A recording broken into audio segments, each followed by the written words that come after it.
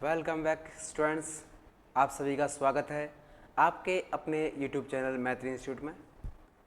आज हम आपके लिए लेकर आए हैं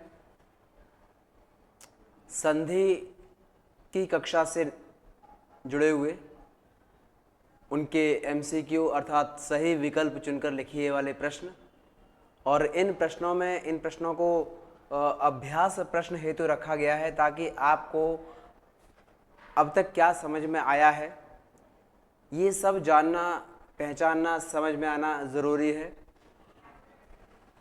अब आपने जो एग्जाम्पल रटे हैं या उनकी मात्राओं को समझा है या उसके नियमों को समझा है, ये हम इन प्रश्नों के माध्यम से जानने का प्रयास करेंगे।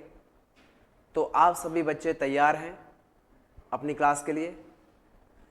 अगर तैयार हैं तो हम क्लास को प्रारंभ करते हैं।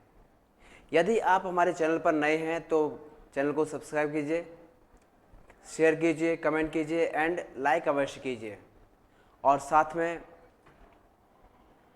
वही फिर से एक नियम कि यदि आप वीडियो के अंत में जाते हो तो आपसे अंत में एक प्रश्न पूछा जाएगा।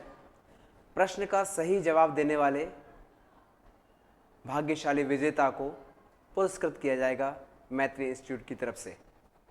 चलिए, अब वो पुरस्कार क्या होगा, किसको मिलेगा, ये समय द्वारा समय पर छोड़ दिया जाता है। हमारे पास पहला जो प्रश्न है उसका नाम है देवेंद्र में कौन सी संधि होगी। देवेंद्र वैसे तो व्यक्ति का नाम है, अगर मेरे जो नियमानुसार आप समझते हैं तो जब भी किसी व्यक्ति का नाम आएगा तो मैंने कहा था कि ये संधि होनी चाहिए। दूसरी बात, अगर आपने मात्राओं के हिसाब से अगर इसको याद किया हो तो देवेंद्र में एक ही मात्रा का प्रयोग किया गया है और यह एक ही मात्रा क्या होगी, हमेशा गुण संधि में आती है। जैसा कि आप सभी को पता है, दीर्घ संधि में बड़े आ की मात्रा बड़ी ई और बड़ा ऊ आता है। अयादि में अय, आय, अव, आव आता है। वृद्धि में सिरो रेखा के ऊपर दो मात्राएं आती हैं। तो ये इससे स्पष्ट होता है कि हमारा जो उदाहरण है वो इस संधि का उदाहरण है, अर्थात गुण संधि का उदाहरण है। ठीक है, अगले की तरफ बढ़ते हैं। प्रश्न नंबर दूसरा है, सदैव शब्द में कौन सी संधि होती है। तो हमने आपसे कहा था कि अगर किसी संधि में या किसी भी उदाहरण में सिरो रेखा के ऊपर दो मात्राएं हों तो क्या हो, सिरो रेखा अर्थात शब्द के ऊपर जो लाइन खींची जाती है उसे सिरो रेखा कहते हैं। सिरो रेखा के ऊपर अगर दो मात्राएं आती हैं तो हम उसमें कौन सी संधि लिखेंगे। तो हम इसमें लिखेंगे वृद्धि संधि, क्योंकि सिरो रेखा के ऊपर दो मात्राएं केवल और केवल इसी संधि में आती हैं। ठीक है, क्या होगा। इसके बाद बच्चों क्या लिखा है, अत्यधिक शब्द में कौन सी संधि होती है। अत्यधिक शब्द में क्या होता है, अत्यधिक में अगर गौर से देखा जाए तो बीच में क्या लिखा है, य के साथ त लगा हुआ है। तो आप देख पा रहे हो अयादि संधि में अय और आय आता है। वृद्धि में सिरो रेखा के ऊपर मात्राएं आती हैं। गुण में ए ओ अर की मात्रा आती है। तो ये वाली मात्रा कहाँ आती है, ये वाली मात्रा बच्चों अपनी आती है यड़ संधि में। जैसा कि नियमों के अनुसार मैंने आपको बताया था कि यड़ संधि में य व के साथ आधे अक्षरों का प्रयोग किया जाता है। किसका प्रयोग किया जाता है, य व के साथ आधे अक्षर का प्रयोग किया जाता है और आधे अक्षर का प्रयोग केवल और केवल यड़ संधि में ही होता है। ठीक है, अगला प्रश्न देखते हैं बच्चों। सप्तऋषि शब्द का संधि विच्छेद चयन कीजिए। तो सप्तऋषि का संधि विच्छेद क्या होना चाहिए। तो आपको बता दूं कि यहाँ जो इस शब्द को पढ़कर देखिए क्या बोलने में आ रहा है। इस शब्द को पढ़ने से आ रहा है ऋषि, और इस ऋषि शब्द से पहले क्या लिखा है, सप्त। तो जहाँ सप्त प्लस ऋषि लिखा हो वही हमारा सही उत्तर होगा। तो देखो, सप्तर ऋषि हो गया, सप्तह ऋषि हो गया, सप्त ऋषि लिखा है, इनमें से कोई नहीं लिखा है। तो हमारा उत्तर होगा सी, सप्त प्लस ऋषि। क्योंकि सप्तऋषि को सप्तऋषि पढ़ते हैं और सप्तऋषि को जब अपन अलग अलग करते हैं तो सप्त प्लस ऋषि बचता है। ठीक है, प्रश्न नंबर 4 देखते हैं। इत्यादि शब्द में कौन सी संधि होती है? इत्यादि शब्द में संधि कौन सी होनी चाहिए? अभी मैंने आपको जस्ट अभी समझाया था कि य के साथ यदि आद्यक्षर आएगा तो हम हमेशा यड़ संधि लिखेंगे। क्या लिखेंगे? यड़ संधि लिखेंगे। ठीक है, चलिए इसी कड़ी में अगला प्रश्न देखते हैं। पवन शब्द में कौन सी संधि होगी? देखो, पवन में बीच में व लगा हुआ है और मैंने कहा था य और व के साथ यदि आधा अक्षर आता है तो यड़ संधि में जाता है, किंतु इसमें यड़ संधि कहीं दिया ही नहीं है। अब नियमावली के अनुसार य और व की मात्रा किस में आती है? अयाद संधि में आती है, वो भी बिना किसी आधे अक्षर की सहायता से। तो हमारा अयाद संधि उत्तर होना चाहिए, क्योंकि देखिए दीर्घ संधि में बड़े आ की, ई की और ऊ की मात्रा होती है, गुण में ए ओ अर की मात्रा होती है और वृद्धि में सिरोरेखा के ऊपर डबल मात्रा होती है। तो इसका मतलब ये स्पष्ट होता है कि इसमें अयाद संधि होनी चाहिए। ठीक है, चलिए नाविक शब्द को देखते हैं कि नाविक शब्द का संधि विच्छेद क्या होना चाहिए। यदि आपने हमारे द्वारा पढ़ाई गई स्वर संधि की क्लास को पूर्णतः ईमानदारी से और ध्यानपूर्वक लिया होगा तो आप इस प्रश्न का जवाब दे पाएंगे कि यह प्रश्न अयाद संधि से बना हुआ है। और अयाद संधि में जो नियम है कि जो अगर यह व से पहले वाले अक्षर पर कोई भी मात्रा आती है तो वहाँ औ की मात्रा लगा दी जाती है और व पे जो मात्रा आती है उस मात्रा को प्लस के बाद लिख दिया जाता है। तो 9 + 1 इसका सही उत्तर होना चाहिए। ठीक है, क्योंकि यहाँ पर देखो ये तो है, लेकिन जब विच्छेद करेंगे ये जो व आ रहा है वो नहीं आना चाहिए, और ना तो उसमें पहले से लगा तो अपने परिवर्तन क्या किया, तो इस बात का विशेष ध्यान रखना है। साथ ही साथ एक चीज़ और ध्यान रखनी है कि ये जो नो दे रहा है, नो तो केवल मतलब पवन वाले एग्जाम्पल का करेंगे तो ही बन सकता है, या पवित्र वाले का करेंगे तो पो प्लस इत्र बनेगा। क्या बनेगा? पो प्लस इत्र बनेगा। तो ये ध्यान रखने वाली बहुत इंपॉर्टेंट, बहुत ही महत्वपूर्ण बात होती है कि हमको ये समझ में आ जाएगा। क्या लिखा है? नाविक शब्द का संधि विच्छेद करना है और संधि विच्छेद इसका है डी। ठीक है, समझ में आ रहा होगा। चलिए आगे बढ़ते हैं। रजनीश शब्द में कौन सी संधि होगी? रजनीश यानी बड़ी ई की मात्रा का प्रयोग किया गया है और बड़ी की मात्रा बेटा दीर्घ संधि में आती है। किस संधि में आती है? दीर्घ संधि में आती है। बड़ी की मात्रा, क्योंकि यड़ में तो य व के साथ आधे अक्षर आते हैं, गुण में ए ओ अर की मात्रा आती है, वृद्धि में सिरोरेखा के ऊपर मात्रा लगी होती है, तो अपना सही उत्तर आता है दीर्घ संधि। क्लियर है? चलिए अगला, मैंने देखो थोड़ी देर पहले बताया था पवित्र शब्द में कौन सी संधि होगी। पवित्र यानी कि व पे मात्रा लगी है और व के साथ कोई आधा अक्षर नहीं आया है, तो इसमें कौन सी संधि होनी चाहिए?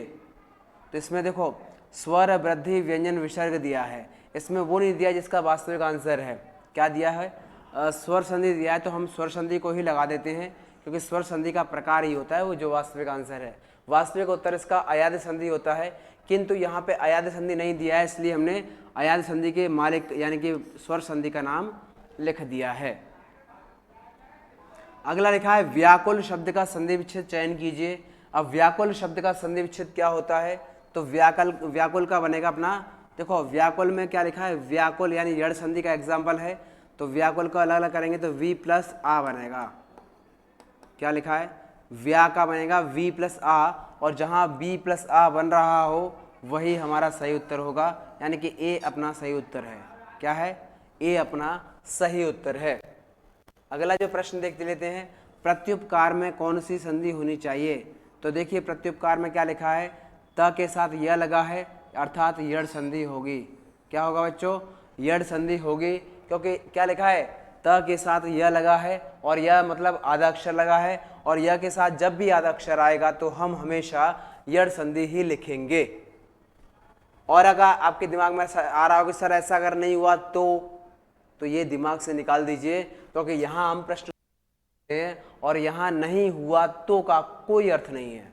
ठीक है, प्रश्न नंबर 12 पे चलते हैं। स्वागत में कौन सी संधि होगी? नियमानुसार स्वागत में देखो स के साथ व लगा है, व के साथ स लगा है, तो य और व के साथ अगर आधा अक्षर आता है तो हमेशा यड़ संधि में जाता है। समझ में आ रही है? चलिए अगला प्रश्न है पित्राज्ञा शब्द का संधि विच्छेद क्या होना चाहिए? तो पित्राज्ञा का संधि विच्छेद बेटा ये होना चाहिए, ये जो त्रा लिखा है इसका संधि विच्छेद होता है त्रा। तो देखते हैं ये कहाँ लिखा है, पितृ प्लस आज्ञा, पितृ प्लस आज्ञा। तो देखो बेटा ये आंसर हमारा सी में लगा हुआ है। कहाँ लगा हुआ है? सी में लगा हुआ है, तो हमारा सी सही उत्तर है। इसके बाद बच्चों देखते हैं ऊपर, देखो ध्यान से देखिए, डबल ओ की मात्रा है, यानी कि शिरो रेखा के ऊपर डबल मात्रा है। तो शब्द में कौन सी संधि है? तो प्रश्न पूछने से पहले ही हमें उत्तर देना चाहिए था कि डबल मात्रा अर्थात वृद्धि संधि। डबल मात्रा मतलब वृद्धि संधि। ये बहुत ही फास्ट तरीके से आपको इसके जवाब देने होंगे, क्योंकि यदि आप अपने जवाब को फास्ट तरीके से नहीं दे पाए, आप सोचने में लग गए, तो आपका समय आपके हाथ से निकल जाएगा। जब आपका समय निकल जाएगा तो आप किसी भी परीक्षा को क्रैक नहीं कर पाएंगे, और जो समय मिला था, इम्पोर्टेंट समय था, वो हमारा नष्ट हो जाएगा। अब क्या लिखा है? वातानुकूल लिखा हुआ है। वातानुकूल शब्द का संधि विच्छेद क्या होगा? तो वातानुकूल का देखो दीर्घ संधि का एग्जाम्पल है। यहाँ से अगर तोड़ेंगे, इसको अलग अलग करेंगे तो अपना पड़ेगा वात में वह बना है, तो वात प्लस अनुकूल दीर्घ संधि का उदाहरण है। और वात प्लस अनुकूल जहाँ लिखा है वही हमारा सही उत्तर है, यानी कि ए हमारा सही उत्तर है। क्या है बच्चों? ए हमारा सही उत्तर है, क्योंकि वात प्लस अनुकूल इसी में लिखा हुआ है और कहीं नहीं लिखा हुआ। ठीक है, चलिए अगले की तरफ बढ़ते हैं। सूर्योदय में देखो बेटा ओ की मात्रा आई हुई है, और ओ की मात्रा मैंने आपको जब समझाई थी, दो संधियों में आती है। एक तो गुण में आती है और एक आती है विसर्ग में। तो गुण तो लिखा है पर विसर्ग कहीं नहीं लिखा, अर्थात हमारा उत्तर होता है गुण संधि। क्या होगा? गुण संधि इसका सही उत्तर होगा, क्योंकि यड़ में आधा अक्षर आता है, य के साथ आता है, ऊपर नहीं आता। दीर्घ में बढ़िया की मात्रा आती है, बड़ी ई और बड़ा ऊ आता है। वृद्धि में डबल मात्रा आती है या सिंगल मात्रा, यानी कि हमारा उत्तर गुण संधि होना चाहिए। प्रश्न नंबर 17 की तरफ देखते हैं। लोकोक्ति में लिखा है लोक प्लस उक्ति बनेगा इसका उत्तर, मतलब ये बनेगा अपना लोक प्लस उक्ति बनेगा इसका संधि विच्छेद। और लोक प्लस उक्ति बन तो गया, लेकिन हमें क्या करना था? ये तो निकालना ही नहीं था, हमें निकालनी थी इसकी मात्रा। तो हमें देखनी है ओ की मात्रा कौन संधि में आती है। तो बच्चों ओ की मात्रा संधि में आती है गुण संधि में। किस में आती है? गुण संधि में आती है, और गुण संधि हमारा सही उत्तर है। 17 देखिए, देव्यागमन लिखा है। देव्यागम होता है देवों का आगम। तो देव्यागम में देख पा रहे हो कि यह के साथ आधा अक्षर दिया है, और यदि आधा अक्षर दिया है तो अपना उत्तर होना चाहिए यड़ संधि। क्या होना चाहिए? यड़ संधि होगा इसका सही उत्तर, क्योंकि आधा अक्षर आ रहा है। और मैंने आपको बार बार बता रहा हूँ कि आधे अक्षर को रिपीट कर लिए दिमाग में। अगर आधा अक्षर यदि आता है तो आपको ध्यान रखना है कि इसमें यड़ संधि ही होनी चाहिए। ठीक है, लेकिन आधा अक्षर आप कहीं भी मत देख लेना, आधा अक्षर केवल य और व के साथ देखना है। ठीक है, चलिए दिग्विजय लिखा है, इसमें दिग प्लस विजय लिखा है, लेकिन हालांकि देखो इसमें व्यंजन संधि है, और व्यंजन संधि के लिए क्या लिखा है? ग लिखा है। तो ग की जगह जब आपका ग व के साथ संपर्क में आता है तो काय में बदल जाता है? क में बदल जाता है। अब आपके पास बी और डी में दोनों ऑप्शन दिए हैं, लेकिन व्यंजन जब अलग होता है तो उसके नीचे हलंत आना जरूरी है, और हलंत हमारा आंसर नंबर डी में डाला है, तो डी हमारा सही उत्तर है। क्लियर? चलिए अगला क्या लिखा है? उच्च प्लस वास लिखा है, उच्छ्वास लिखा है। तो उच्च यानी कि च, मैंने आपको नियम समझाया था कि च और छ का क्या नियम था। च की जगह पे बच्चों बन जाएगा प्लस से पहले त बन जाएगा, सॉरी त के नीचे हलंत लगेगा, ये नहीं लगेगा, त के नीचे हलंत लग जाएगा, और छ पूरा है तो हमारा श पूरा बन जाएगा। तो त और श किसके साथ हैं? हालांकि आपको देखने में लग रहा होगा कि यहाँ पर ये श बनने की जगह ये वाला श बना हुआ है, तो हमें इससे कोई मतलब नहीं है। हमें इससे भी तो मतलब है साथ साथ में कि प्लस से पहले क्या लगा है, और प्लस से पहले लगा है त पे हलंत लगा है, अर्थात यही हमारा सही उत्तर होगा। क्लियर? देखो अगर दोनों साइड में समझ में ना आए कि दोनों साइड में दोनों तरीके से क्या है, तो बच्चों अपन को क्या करना होगा? हमें पहले वाले को भी ध्यान में रखना होगा, क्या कि प्लस के पहले और प्लस के बाद जो दो शब्द हैं, दोनों शब्दों का आपस में बहुत ज़्यादा महत्व है, और अगर दोनों शब्द आपस में जुड़ जाते हैं तो हमारा बनता है क्या? सही शब्द बन जाता है, सही एग्जाम्पल बन जाता है।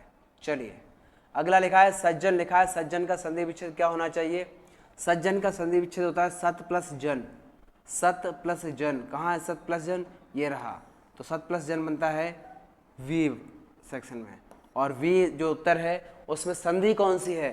तो संधि हम बताएंगे बच्चों व्यंजन संधि होगी, क्योंकि व्यंजन संधि का नियम होता है प्लस से पहले हलंत लगा होना। ठीक है, चलिए अगला देखते हैं। हमने कहा था क्या है, ये उद्धार लिखा है। उद्धार में जो द लगा है उसकी जगह त आना है, और जो ह लगा है उसकी जगह पर ध आया है। ध की जगह देखो, जो दग है ना उसकी जगह त आ गया, और जो ध लिखा है उसकी जगह ह आ जाएगा। और देखो ये दोनों प्लस के बाद और पहले कहाँ लिखा है, तो देखो बेटा हमारा यहाँ लिखा है सी नंबर पे, तो सी नंबर वाला हमारा सही उत्तर होगा। सही समझ में आ गया। चलिए अगले प्रश्न की तरफ बढ़ते हैं। अगला प्रश्न क्या है अपने पास, आशीर्वाद लिखा हुआ है। आशीर्वाद बच्चों विसर्ग संधि का उदाहरण है, और विसर्ग संधि का मतलब जैसे ही नाम आता है समझ जाइएगा कि विसर्ग लगा होगा प्लस से पूर्व। क्या लगा होगा, प्लस से पूर्व विसर्ग लगा होगा, तो विसर्ग लगा होगा तो हमारा सही उत्तर भी विसर्ग वाला ही होगा। क्लियर है। चलिए अगला देखते हैं, अत्युत्तम शब्द में कौन सी संधि होनी चाहिए। अत्युत्तम शब्द में बेटा संधि होनी चाहिए अति प्लस उत्तम, यानी कि यड़ संधि का एग्जाम्पल है, क्योंकि आधा अक्षर आया है, तो यड़ संधि जहाँ कहीं भी है कृपया मंच पर आइए और अपना पुरस्कार ग्रहण कीजिए, ऐसा अपन बोल सकते हैं। तो हमारा सही उत्तर क्या होगा बेटा, यड़ संधि होना चाहिए, क्योंकि यह के साथ आधा अक्षर आया हुआ है। गिरीश, जैसा कि आप देख पा रहे हैं र में बड़ी की मात्रा लगी हुई है, और बड़ी की मात्रा दीर्घ संधि की निशानी है, और श के साथ जब अपन भिन्न करते हैं तो इसके बाद प्लस के बाद क्या आता है, प्लस के बाद ई आता है। लेकिन हमने कहा ये दीर्घ संधि का उदाहरण है, तो दीर्घ संधि में कभी भी बच्चों क्या नहीं लग सकता, हलंत नहीं लग सकता, तो हमारा सही उत्तर होना चाहिए सी। तो सी पर ताला लगा दिया जाएगा। ठीक है, समझ में आ गया। अगला प्रश्न देखते हैं, भगवत भजन। भगवत भजन का द जो लगा है उसकी जगह क्या हो जाएगा, त हो जाएगा। तो देखो भगवत प्लस भजन कहाँ लिखा हुआ है, तो अपना उत्तर है डी। तो डी पे ताला लगा दिया जाए कंप्यूटर महोदय के द्वारा। ठीक है, डी हमारा सही उत्तर है। ध्यान से समझिए, क्योंकि जो शब्द है, जिस शब्द को मैं रिपीट कर करके बता रहा हूँ, आप ये सोचें कि मैं सारे एग्जाम्पल जो दिए उनके नाम एक्सप्लेन करूँ, तो ऐसा संभव नहीं है, क्योंकि सारे नाम अलग अलग दिशा में चले जाते हैं। इसलिए मैं आपको क्वेश्चन में ही बता देता हूँ। अगर वो आपको विच्छेद पूछता है तो संधि का नाम बता देता हूँ, और अगर संधि का नाम पूछता है तो मैं उसका विच्छेद बता देता हूँ। क्या होता है कि दोनों तरीके से हमें आना चाहिए, चाहे संधि का नाम हो चाहे विच्छेद करने का तरीका हो। अगर विच्छेद करने के तरीके से अपन देखते हैं तो भी हमें समझ में आ जाता है, और संधि के नियम से देखते हैं तब भी हमें समझ में आ जाता है। तो 27 की तरफ बढ़ते हैं। संकलन लिखा हुआ है। संकलन का संधि विच्छेद सम प्लस कलन बनना चाहिए। सम प्लस कलन व्यंजन संधि का उदाहरण है, और व्यंजन संधि का उदाहरण हमारा सी पर ताला लगाया जाएगा कंप्यूटर महाशय के द्वारा। ठीक है, अगला प्रश्न है, पित्रादेश शब्द में कौन सी संधि होगी। पित्रादेश में बड़या की मात्रा का प्रयोग किया गया है। बड़या की मात्रा हमेशा दीर्घ संधि में आती है, और इसमें दिया नहीं है दीर्घ संधि, अर्थात ये उत्तर इसका दीर्घ संधि ही होना चाहिए। तो यहाँ पर बच्चों क्या लिखेंगे, अपन दीर्घ संधि लिखेंगे।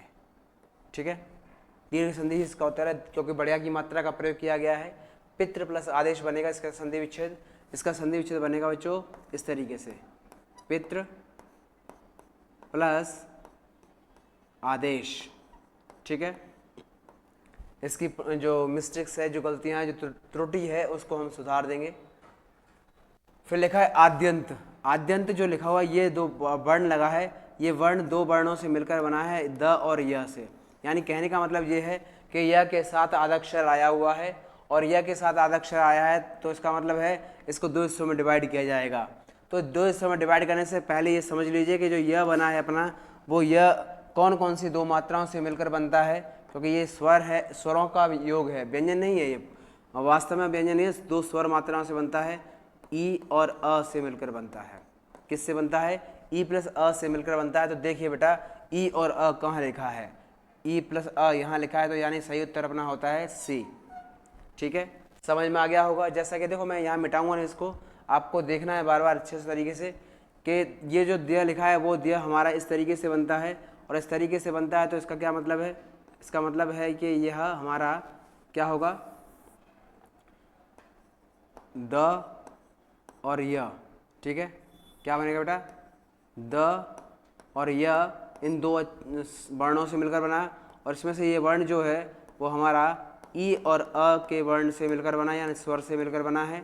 तो ये जो नियम है, ये यदि आपको समझ में आ जाते हैं तो आपको मात्राओं के साथ संधि पहचान करने में कोई भी समस्या नहीं आएगी। तो 29 वाला प्रश्न आपको समझ में आ गया है। चलिए इसके बाद बेटा लिखा है अनुच्छेद।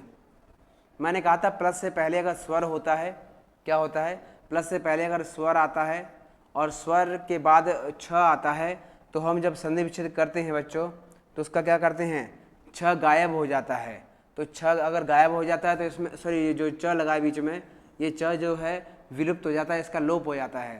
तो इसका सही उत्तर होगा अनु प्लस छेद। ठीक है, चलिए अगला प्रश्न है अपने पास, निरोग शब्द का संधि विच्छेद क्या होना चाहिए। तो निरोग शब्द का संधि विच्छेद देखते हैं अपन, निह प्लस रोग बनेगा। क्या बनेगा, निह प्लस रोग बनेगा इसका संधि विच्छेद, और ये हमारा सही उत्तर होगा। ठीक है, क्या होगा, निह प्लस रोग अर्थात निरोग। ठीक है, चलिए अगला प्रश्न क्या है अपने पास, जगदीश शब्द का संधि विच्छेद क्या होना चाहिए। जगदीश शब्द में देखो द शब्द का प्रयोग किया गया है, द यानी तृतीय वर्ण वर्णमाला का, और तृतीय वर्ण को जब अलग अलग करते हैं तो यह तृतीय वर्ण प्रथम वर्ण में परिवर्तित हो जाएगा, और जो दी लिखा है उसका संधि विच्छेद त प्लस ई आएगा। और आप देख पा रहे हो त प्लस ई कहाँ लिखा है, त प्लस ई हमारा यहाँ लिखा है, ये हमारा सही उत्तर है। ठीक है, इसके बाद देखते हैं बेटा दुशासन शब्द का संधि विच्छेद क्या होगा। दुशासन में स आया है और श के बाद भी श आया है, तो श से पहले जो आधा श है ना वो विसर्ग संधि में विसर्ग में परिवर्तित हो जाएगा, क्योंकि विसर्ग संधि का उदाहरण है, तो ये अपना सही उत्तर होगा। ठीक है बेटा, इसके बाद देखते हैं बहिष्कार शब्द का संधि विच्छेद क्या होगा। ये भी श विसर्ग में ही आता है, लेकिन किंतु यहाँ के विसर्ग वाले दो एग्जाम्पल हैं, लेकिन जब इसकी जगह विसर्ग आ जाएगा तो फिर कार बचेगा, लास्ट में क्या बचेगा, कार बचेगा, और कार हमारा इस वाले उत्तर में है। कंप्यूटर मास्टर के द्वारा ए पर लॉक लगाया गया है। और इसके बाद बेटा दिग्भ्रम लिखा हुआ है, दिग्भ्रम में ग लिखा है आधा और उसके बाद भ दिया है, तो दिग्भ्रम का बच्चों दिग प्लस भ्रम बनेगा, और वो है अपने पास ए पर। अब आपके दिमाग में आ रहा हो कि भ्रम क्यों बना, अभ्रम क्यों नहीं बना, क्योंकि यहाँ पर ग कैसा है, आधा है। जब किसी आधे वर्ण को अलग करके लिखा जाता है, दूसरे वर्ण में परिवर्तित किया जाता है, तो उसके पास स्वर नहीं होता, और जब स्वर नहीं होता तो ये भी नहीं बनेगा। तो आज की कक्षा में बस इतना ही। आपकी कक्षा में आगे की क्लास अगले दिन प्रारंभ की जाएगी। अंत में आपसे एक प्रश्न पूछा जाता है कि य और व के साथ आधे अक्षर कौन सी संधि में आते हैं। य और व के साथ आधे अक्षर कौन सी संधि में आते हैं, ये तो अपना सवाल है, और इसका जवाब देने वाले विजेता को पुरस्कृत किया जाएगा। थैंक यू सो मच, धन्यवाद।